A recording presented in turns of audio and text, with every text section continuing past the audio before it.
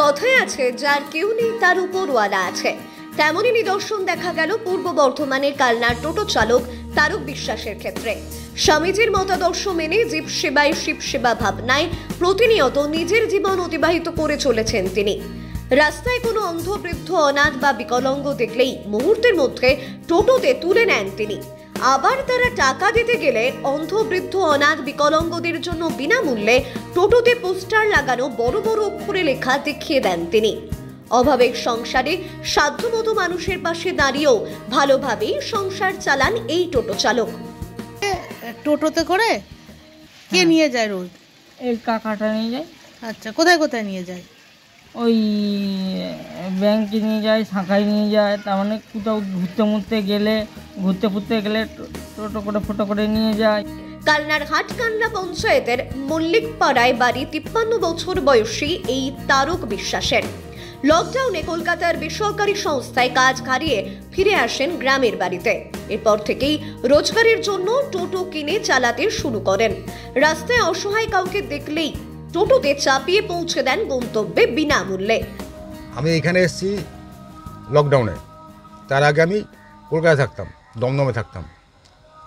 দমদমে থেকেও আমি অন্যের টোটো ভাড়া নিয়ে যারা অসহায় ব্যক্তি, যারা রোগীগ্রস্ত, যারা রাস্তায় চলাফেরা করতে পারে না, মানে সারা গায়ে রোগ টোগ, মানে ঘা প্যাচড়া, তাদেরকে তাচ্ছিল্য করে মানুষ করতো, তখন দমদমে থাকতাম। তাদেরকে নিয়ে আমি আমার টোটো ভাড়া করে, অন্যের টোটো ভাড়া করে আমি হসপিটালে নিয়ে যেতাম আমার পয়সা। এবং এখানে এসেও সেটা করছি বিগত এই ধরুন 3-4 বছর ধরে করছি।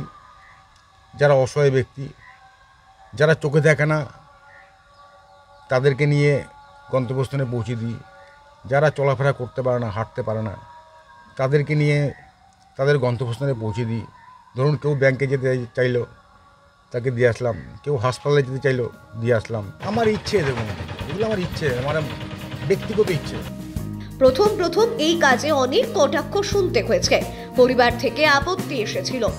তাতে কর্ণপাত না করেই মানুষের সেবায় এগিয়ে গেছেন তিনি। উনি সত্যি গরিব অসহায়দের পাশে উনি দাঁড়ান। তা উনি মনে করেন যে ঈশ্বরকে সেবা করা মানে জীবদের সেবা করার মাঝখানে উনি ঈশ্বরের সেবা পেয়ে থাকেন। এই জন্য উনি সবসময় গরিব দুঃখীর পাশে সবসময় দাঁড়ান। এটা আমাদেরও ভীষণ ভালো লাগে, আমাদেরও একটা গর্ব হয়। এখন তার কাজে খুশি পরিবার সহ এলাকাবাসীরা। ব্যুরো রিপোর্ট এই মুহূর্তে।